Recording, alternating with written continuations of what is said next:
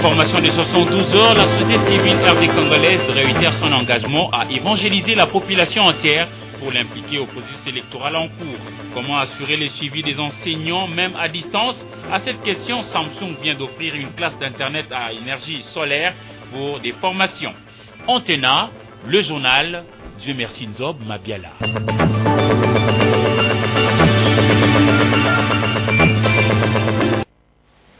Heureuse de passer ces 30 minutes d'information en votre compagnie, madame, monsieur, bonsoir. L'actualité ce vendredi 7 mars, c'est d'abord cette conférence de presse que le ministre des Médias et porte-parole du gouvernement a animée ce vendredi dans son cabinet à la Gombe.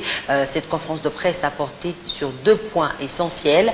Lambert Mende Malanga a donc donné la position du gouvernement face au processus électoral et à la situation sécuritaire dans la partie est de la République démocratique du Congo, et c'est Alain Kouka et Blaise Munda qui nous en parlent. Pour le gouvernement congolais, l'évolution de la situation sécuritaire à Béni et aux alentours rappelle deux observations. Premièrement, a dit Lambert Mende, il n'est pas exclu que dans une zone contrôlée par les forces régulières, des forces négatives agissant clandestinement avec des complicités locales commettent leur sale besogne. Deuxièmement, la reddition des groupuscules armés qui écumaient le Grand Nord n'est faite qu'à près de 80%, d'où le lancement de la troisième phase de l'opération Soukola qui consiste au nettoyage et ratissage des poches résiduelles des rebelles ougandais de l'ADF qui désormais se livrent au terrorisme urbain. Le gouvernement de la RDC, à en croire son porte-parole, est convaincu qu'il y a des compatriotes acteurs politiques qui entretiennent des liens étroits avec divers groupes criminels dans cette partie du pays. Concernant le processus électoral 2013-2016, Lambert Mende a rassuré l'opinion publique de la volonté des autorités congolaises de respecter les échéances telles qu'est prévues par la Constitution. Le chef de l'État s'est déjà prononcé clairement là-dessus, devant la délégation d'ailleurs de l'Union européenne et du Royaume de Belgique, qu'il recevait il y a à peine quelques jours. Il a dit avec ou sans l'appui de la communauté internationale, la Constitution sera strictement respectée. C'est-à-dire, nous aurons des élections. Et le précédent de 2011 doit vous instruire. Elles ont eu lieu. Elles ont été financées. Nous nous sommes privés. Nous avons ralenti notre programme de reconstruction.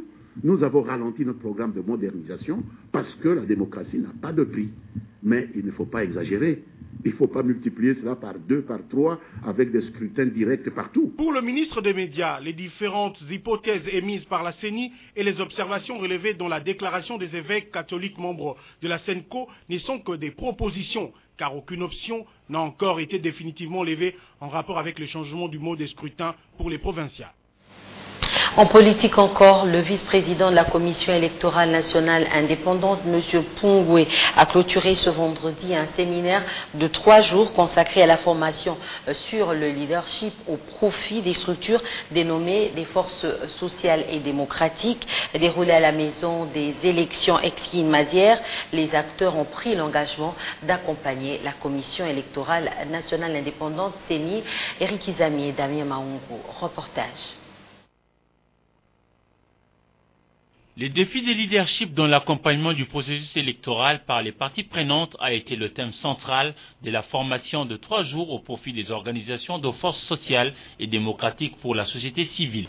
La société civile, partenaire privilégié de la Commission électorale nationale indépendante en matière de sensibilisation à l'éducation civique électorale, demeure donc pour la CENI un allié de taille dans la formation et la mobilisation des forces civiles de la nation à adhérer massivement au processus électoral en cours. La société civile rassure l'opinion nationale de son engagement à impliquer tout le monde. Nos messagers, quand ils seront sur le terrain, les leaders, ils vont comprendre quels sont les besoins les plus pressants de la population. Parce que nous sommes une composante de la société civile qui s'occupe de cette amélioration des conditions de vie. Un conseil tiré des Saintes Écritures a été prodigué aux différents participants à ces séminaires pour la phase déterminante, à savoir la mise en pratique de théories apprises. Je vous demanderai d'être comme des Néhémie. Un leader, c'est quelqu'un, quand il a une vision, il la fait aboutir, quels que soient les obstacles. La CENI poursuit sereinement l'opération de fiabilisation du fichier électoral et de la stabilisation de la cartographie opérationnelle pour permettre aux électeurs de voter dans les bureaux très proches. Et maintenant, le droit, la chambre de première instance 2 a rendu son jugement au sujet de l'affaire procureur contre Germain Katanga à la Cour pénale internationale. Germain Katanga a été déclaré coupable des crimes de guerre et crimes contre l'humanité commis en Ituri. Paul Madidi, chargé de communication de la CPI à Kinshasa, l'a annoncé au cours d'une conférence de presse tenue ce vendredi 7 mars, reportage de Sylvie Fortuné-Mboula et Mathieu Ngadipovi. Germain Katanga a été déclaré coupable de commission d'un crime contre l'humanité et de 4 crimes de guerre lors de l'attaque lancée contre le village de Bogoro en Ituri, en province orientale. La Chambre est convaincue au-delà de tout doute raisonnable de la culpabilité de Germain Katanga en tant que complice au sens de l'article 25 3D du statut de Rome dans la commission d'un crime contre l'humanité. Ici, il s'agit d'un meurtre. Et de 4 crimes de guerre, meurtre, attaque contre une population civile, destruction de biens et pillage. Tous ces crimes, je vous le rappelle, étaient commis en Ituri en février 2003. Toutefois, la Chambre a lavé Germain Katanga des autres charges qui pesaient sur lui. Mais la Chambre aussi a acquitté M. Germain Katanga des autres charges dont il faisait l'objet. En ce qui concerne par exemple ces charges, la Chambre a conclu qu'il existait des éléments de preuve établissant, au-delà de tout doute raisonnable. Le jugement du 7 mars 2014 porte sur la culpabilité de Germain Katanga. Le juge va déterminer dans un deuxième temps la peine à lui infliger. Une fois que la Chambre de première instance 2 aura statué sur la peine qu'il convient d'infliger à Germain Katanga, la Cour pourra alors décider d'accorder des réparations aux victimes des crimes dont il est déclaré coupable. Et puis la Haute Cour militaire a poursuivi ce vendredi 7 mars 2014 son audience sur l'affaire mettant en cause l'auditeur supérieur général ministère public contre le général de brigade Kakwavu Bukande Jérôme, poursuivi des viols, crimes de guerre et crimes contre l'humanité commis en Ituri dans la province orientale. Le débat a tourné autour des procès-verbaux établis en Ituri. Les détails avec Sylvain Kapombobo Sengeli. L'audience du vendredi 7 mars à la Haute Cour militaire sur l'affaire générale des brigades Kakwavu Bukande Jérôme a été consacrée essentiellement à l'audition des procès-verbaux établis en Ituri dans la province orientale de la RDC lors de la décence d'une équipe composée de la Haute Cour militaire, ministère public, la partie civile et la défense en vue de rassembler certains éléments pouvant aider la Cour à évoluer dans son instruction juridictionnelle. À la lecture faite par le greffier en chef, le colonel magistrat Nkiama Mata, la Cour a tablé sur la prévention des viols commis sur une mineure par les prévenus. Les procès-verbaux établis à Bunia ont relevé que quelques personnes ont été entendues, notamment les docteurs Lomoyo, Maman Micheline, la mère de la victime, M. Claude et une infirmière. Le premier a confirmé sur PV qu'un corps extérieur avait pénétré par force l'organe génital de la mineure qui du reste était traumatisé, raison pour laquelle il s'est réservé à faire les touchés vaginales et s'est limité sur les traces de viol. De son côté, la mère de la victime s'est contentée du rapport lui fait par son enfant, précisant qu'elle a été prise de force sur le chemin de l'école par les protocoles du général à bord d'une Jeep Corolla, qui du reste l'a acheminée auprès de son chef et ce dernier l'a violée. À en croire Madame Micheline, le général leur aurait proposé une somme de 10 000 $ américains en vue de traiter cette affaire en famille, chose qu'elle a tout simplement refusée. La défense a estimé que ces procès-verbaux ne sont pas identiques, d'autant plus que certaines questions posées par elle n'ont pas été relevées. Le premier président de cette haute juridiction a enregistré toutes les contradictions survenues lors du débat. Il a en outre signifié aux parties que l'élément principal serait d'éclairer la Cour si ces relations forcées ont été posées par les prévenus accusés ou par quelqu'un d'autre. La cause a été donc remise au 14 mars 2014. Et au chapitre économique, le commissaire européen au développement et à l'aide humanitaire a séjourné pendant 4 jours en République démocratique du Congo. Il a eu des entretiens avec les autorités congolaises, notamment sur le 11e Fonds européen de développement à venir. Le point sur l'aide de l'Union européenne dans le monde et en République démocratique du Congo dans cette analyse de Jean-Louis Maswekama. L'Union européenne est le plus grand bailleur de fonds en matière d'aide au développement. Dans le monde, son aide atteint jusqu'à 55 milliards de dollars par an. Et tous les coins du monde sous-développé sont concernés. L'Asie, le Proche-Orient, l'Afrique comme au Cameroun, l'Afrique de l'Ouest comme au Burkina Faso. La RDC est en coopération avec l'Union européenne depuis 1959. Et quand le commissaire européen au développement, Andris Pielbags, fait une visite de 4 jours en RDC, l'événement est de taille. Il est entre autres question du 11e Fonds européen de développement d'un montant de 620 millions d'euros pour la période 2014-2020. Mais à quand la finalisation du 11e FED ? Il faudra encore attendre. Ça doit finir j'espère, pendant cette année. J'espère cette année, en tout cas, gagner une demi-heure. Les secteurs concernés par le futur 11e Fonds européen du développement seront la santé, la gouvernance, les infrastructures, la sécurité. Un nouveau produit pour faciliter les opérations bancaires chez Finca RDC POS Alert SMS. Le lancement de ce produit est intervenu ce vendredi 7 mars au cours d'un point de presse à l'agence Finca Kitambo, animé par son directeur national Alexandre Yakubovic, Sylvie Fortuné-Mboula, David Tebeni, commentaires et images. Rapidité, sécurité et simplicité, voici les particularités de Finca Express à travers POS. Mais de quoi s'agit-il? Finca Express, c'est un service de Finca qui utilise les terminaux de paiement biométriques et qui permet aux clients d'effectuer un certain nombre de transactions bien déterminées dans son compte. Et faire des transactions bancaires et peut avoir des services financiers pour améliorer les standards de vie.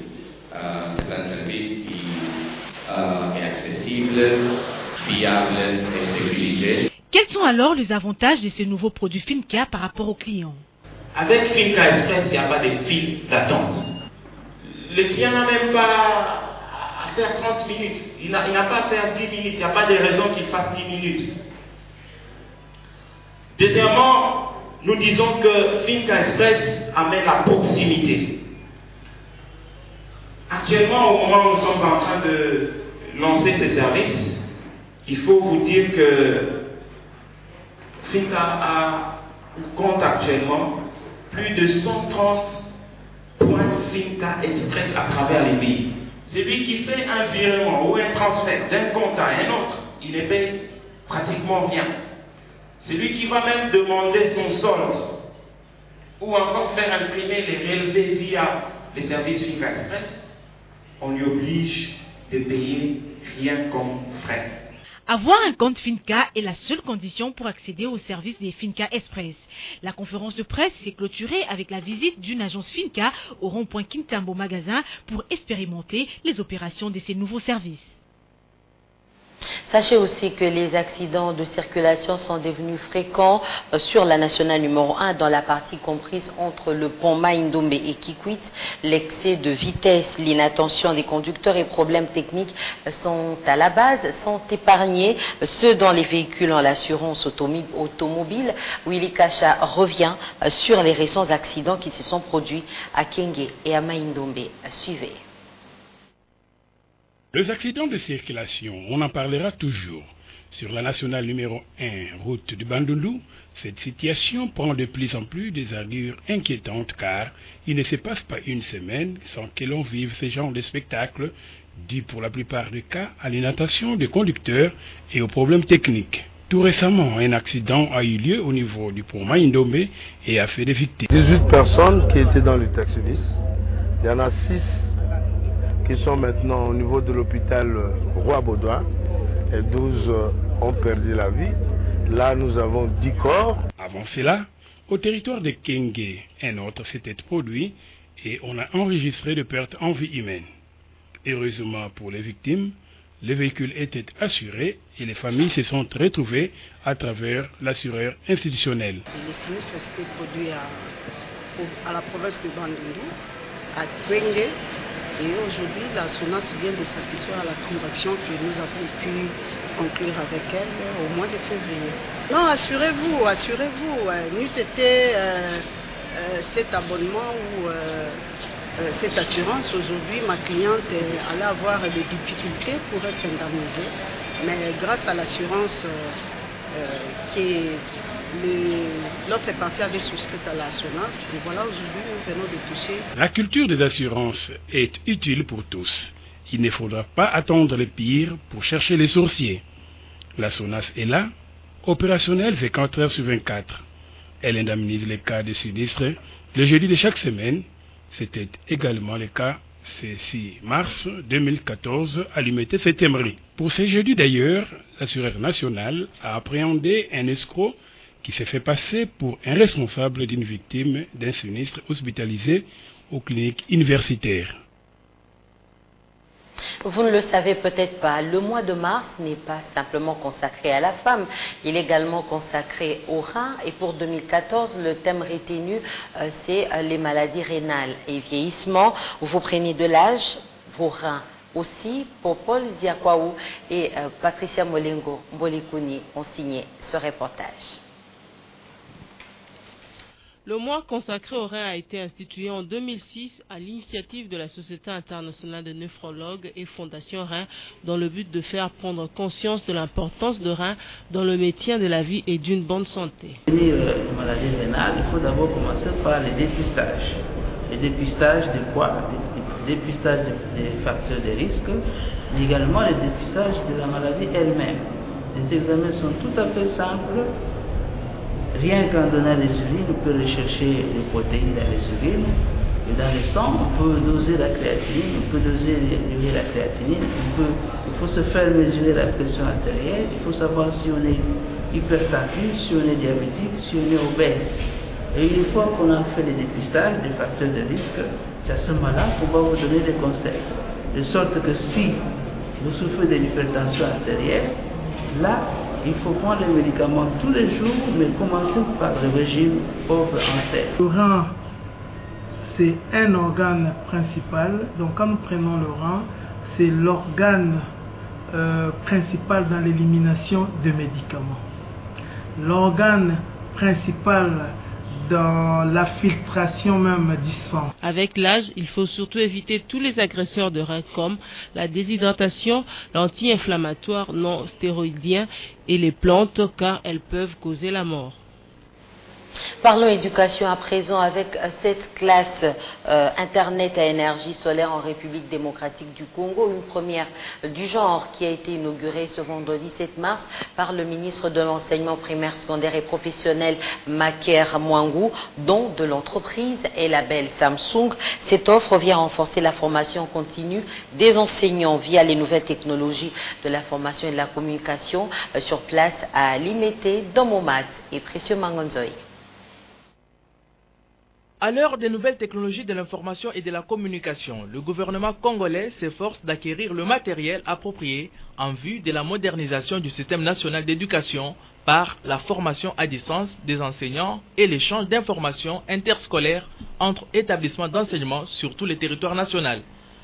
Raison qui a poussé le groupe Samsung à offrir une classe Internet fonctionnant de l'énergie solaire à l'école d'application de Limete 1 et 2.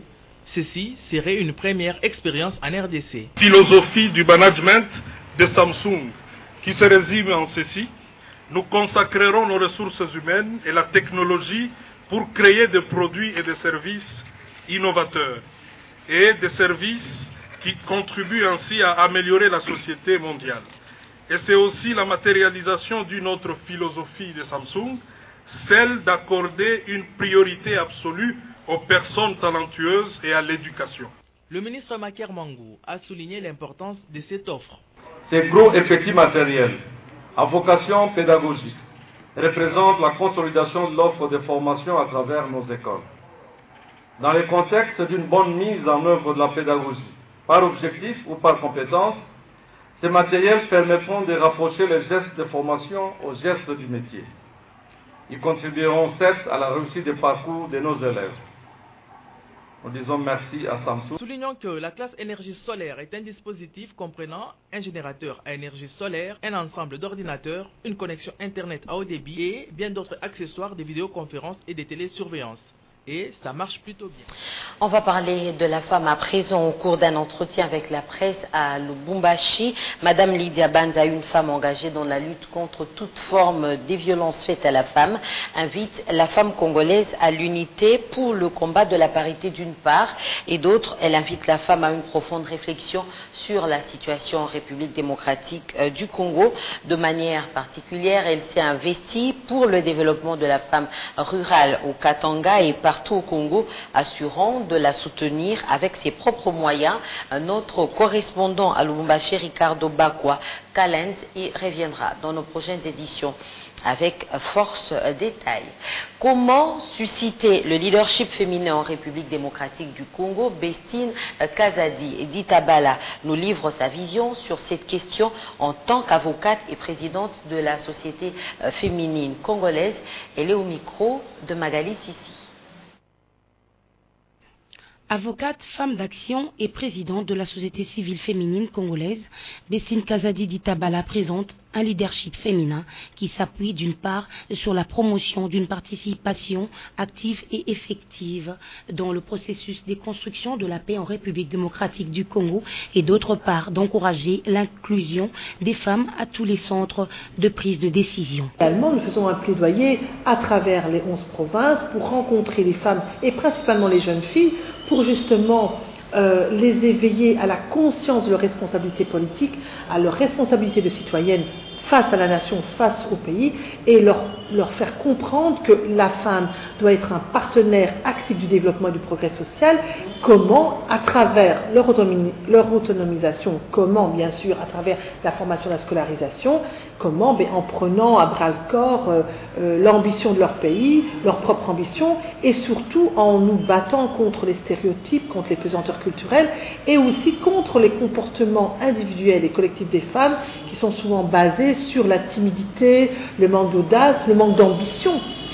Donc c'est un travail de fourmi. La présidente de Socifec est préoccupée par l'encadrement des jeunes. C'est ainsi qu'elle organise des conférences-débats avec les étudiantes de différentes universités.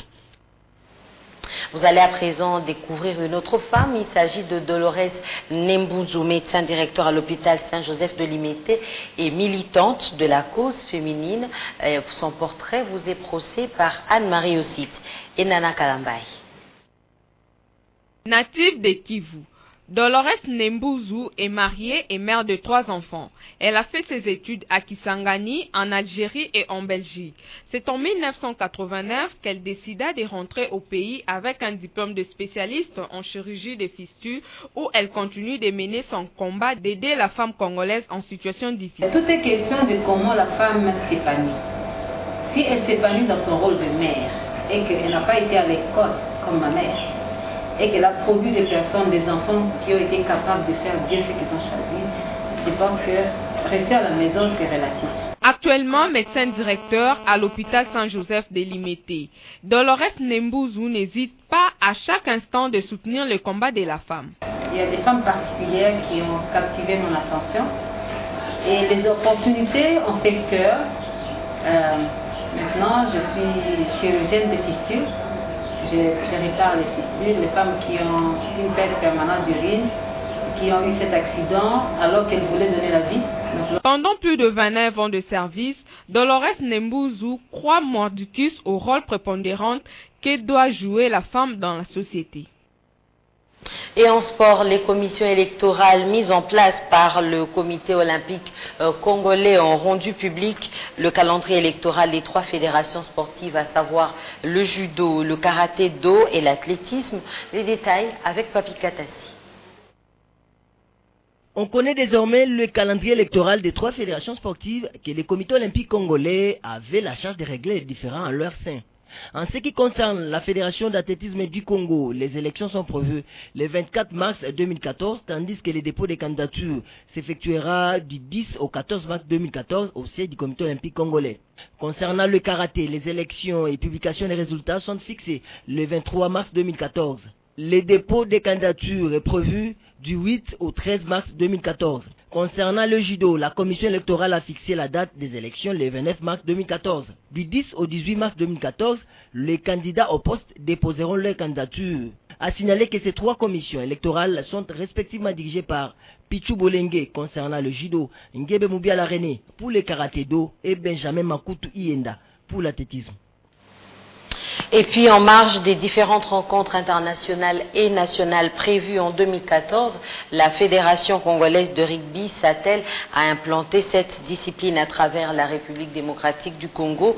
Le comité fédéral de la FECO Rugby va ce week-end à Kananga, chef-lieu du Kassai occidental, pour implanter la nouvelle ligne provinciale. Ndaye Lambochi, Damien Maungu. Conformité avec la loi sportive et les règlements recommandent aux fédérations ou regroupements sportifs d'avoir plus de 6 ligues provinciales. C'est l'objectif de la Fédération congolaise de rugby. Surtout après la qualification au détriment des Diables Rouges de la République du Congo à la compétition africaine de rugby zone sud. Mais cette discipline est pratiquée dans combien de provinces? Je cite Kinshasa, Bas-Congo, Kassai oriental, les Katanga.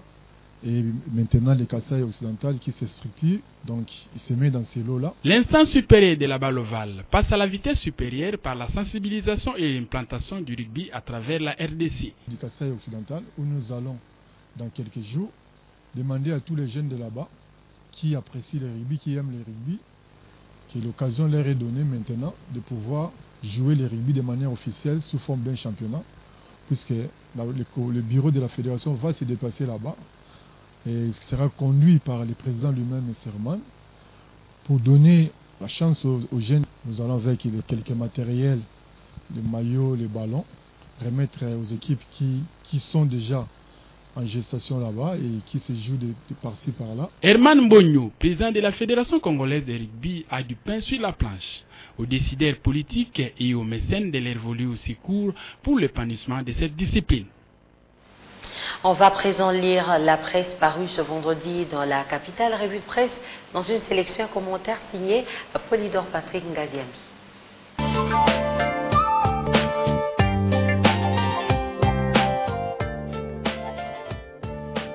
Le 8 mars, journée dédiée à la femme à travers le monde, c'est demain. Et en RDC, elle se passera comme en 2013. Ni pagne, ni défilé, affiche Forum des As. La ministre du Genre, Famille et Enfants Geneviève Ilagossi émet donc sur la même longueur d'onde que l'an dernier, consolidant ainsi la politique du gouvernement Matata initiée en 2013. À la place, indique le quotidien, ce sont des activités nobles, forums, conférences et autres qui figurent à l'ordre du jour depuis lundi dernier pour valoriser la femme. Question de conscientiser la femme et les filles sur leur rôle au sein de la société. Mais cela n'empêche pas les Congolaises d'arborer des pagnes qui les mettent en valeur samedi prochain.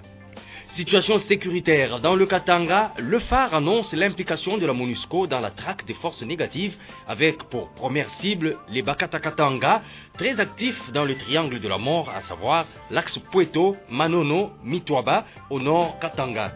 Depuis le 5 février, écrit le journal, un contingent des casques bleus égyptiens est déployé dans le territoire du Pweto.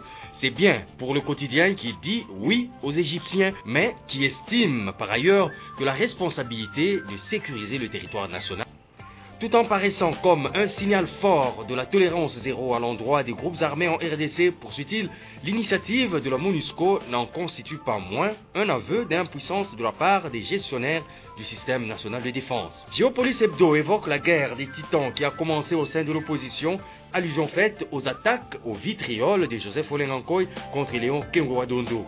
Comment concilier les options désormais contradictoires entre un Étienne Tshisekedi qui cherche l'impérium, un Vital Kamerhe qui construit dans la douleur le chemin de sa crédibilité d'opposant, un Léon Kengo-Adondo qui n'a pas cessé d'user d'un riche réseau d'affidés pour réaliser ses objectifs. Comment penser qu'il est possible que ces géants puissent s'entendre pour réaliser un seul et unique combat pour gagner les prochaines élections, s'interroge le journal. Le guide s'est intéressé à Vital Kamerhe, président de l'Union pour la nation congolaise, qui n'a pas encore fini de boire le calice au vinaigre. En effet, après le déguerpissement, le départ difficile de Kinshasa, le séjour catastrophique au Kivu et l'arrestation d'une quarantaine des militants de son parti à l'aéroport de Njili, il a été bloqué à Bukavu alors qu'il devait regagner Kinshasa le 5 mars dernier. Au-delà de tout cela, indique le journal, outre l'affaire qui l'oppose à Willy Moleka, il n'est pas impossible que le leader de l'UNC soit poursuivi comme auteur intellectuel des échauffourées de Bukavu. Comme quoi, conclut le guide, l'enfer continue. Et c'est justement l'arrestation de ces militants qui fait dire à la référence plus que le kabylisme calque le mobutisme à travers des pratiques autrefois décriées. Nonobstant cette situation, des progrès notables ont été enregistrés au mois de janvier en ce qui concerne les droits de l'homme, indiquent les dépêches de Brazzaville qui s'appuient sur le rapport du Bureau conjoint des Nations Unies aux droits de l'homme publié le 5 mars. Selon ce rapport, les cas de violation des droits de l'homme sont passés de 200 en décembre 2013 à 173 en janvier 2014. La Prospérité révèle à sa une que Félix Tshisekedi, secrétaire national de l'UDPS en charge des relations extérieures, soutient Sami Badibanga, député RD congolais de son parti qui, devant le Parlement européen, s'est exprimé sur le processus électoral en RDC en sollicitant l'implication de l'Union européenne en amont pour prévenir les ratés du passé. Démarche et vision appréciées du reste à la maison mère, c'est-à-dire l'UDPS. Enfin, bonne nouvelle pour les Congolais avec l'objectif qui annonce l'octroi par l'Union européenne de 620 millions d'euros, soit 850 millions de dollars à la RDC pour la période 2014-2020.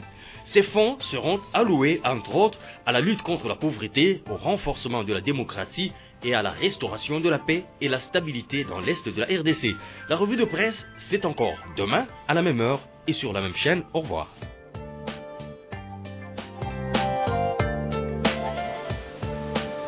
Voilà, c'est donc par ici que nous mettons un terme à ce journal. Alain Kiouka me remplace demain à 19h. Entre-temps, à 7h30, 10h midi, vous retrouverez Nadia Kolinfouka à 16h comme d'habitude. Magali Sissi pour les informations à Lingala. Vous et moi, on se retrouve dimanche à 22h45 pour le compte d'analyse et lundi à 19h. Merci à Popol Diakwaou, chef d'édition, et merci à vous tous qui nous avez suivis à Brazzaville. Restez branchés sur Antenne pour la suite de nos programmes et un bon week-end chez vous.